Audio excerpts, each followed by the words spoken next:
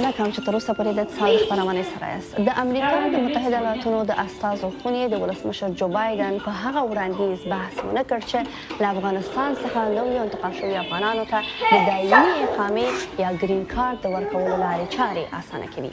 ولسمشر جو بایدن څه موده مخکې له اوکراین سره د عاجلو مرستو په اړه کانګرس ته خپله طرحه وړاندې کړه.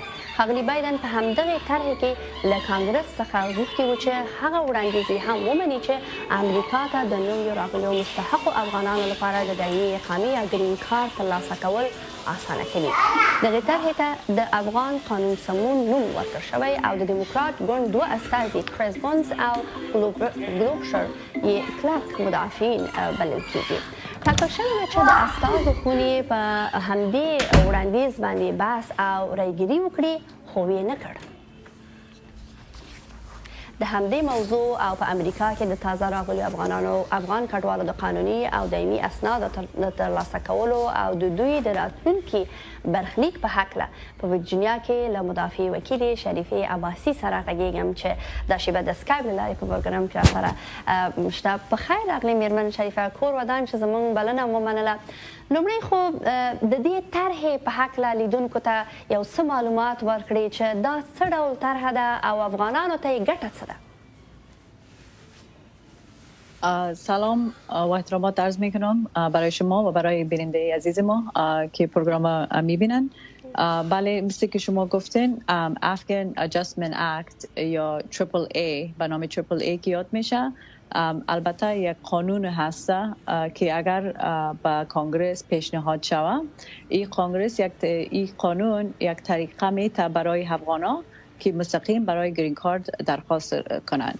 قبلا هم این قانون قسم یک قانون پیش رفته بود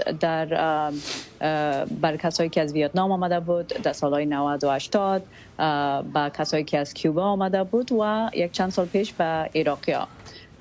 این قانون یک راه میته یا یک طریقه میته برای افغانا که از طریق پرول انتقال شدن اینجا که برای گرین کارت درخواست کنن.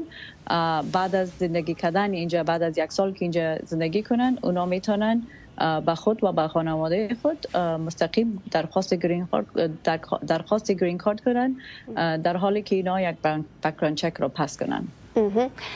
دې طرحې باندې میرمن عباسي د امریکا کانګرس ولې تېره اونۍ خبرې ونه کړې؟ اوس د دې طرحې یا وړاندیز برخلیک به څه کیږي؟ سرنوشت به څه کیږي؟ کانگرس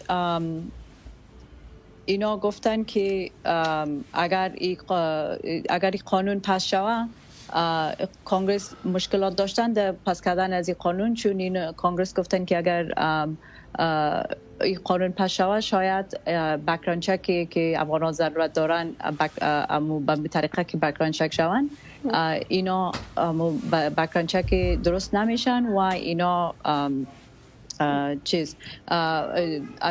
با پکیج اوکراین اینا امی بیل شامل ساختن و اگر ای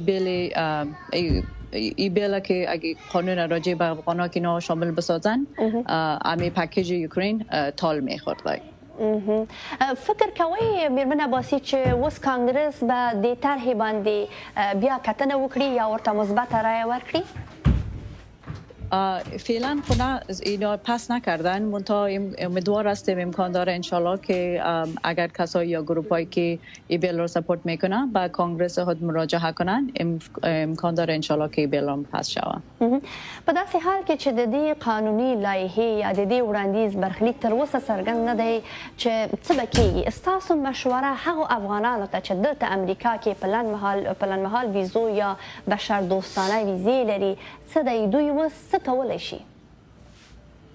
ویزه بشر دوستانه یا به نام هیومانیتریان پرول که یاد میشه، مثل که شما و برای بیننده ها که خبر دارن از این حالت، در ماه سپتامبر تقریبا همگی با این ویزا یا با این طریق اپلای کردن به خانواده خود، البته که به افغانستان مانده بود.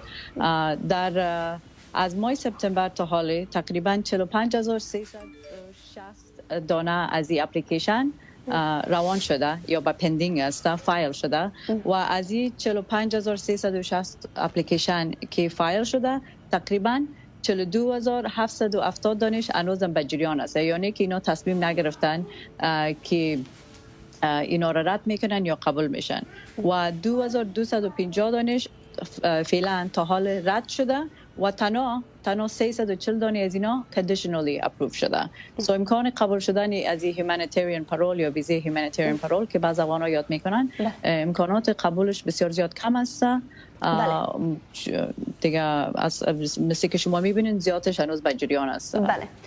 میرمن عباسی په خبرونه کې متاسفانه وختم کم لرم، غواړم چې تاسو نظر د P1 او P2 او د تورته کیسونو باندې هم ولرم. اکثریت افغانان چې له هیواده وتلي دي د P1 P2 او د تورته کیسونه لري، دوی خپل کیس نمبرونه اخیستي دي، نور هیڅ یې تر اوسه پورې له اړوندو ادارو څخه نه دي اخیستي دي او هم دوی ته تر اوسه پورې دوی چې نه دي ویلي.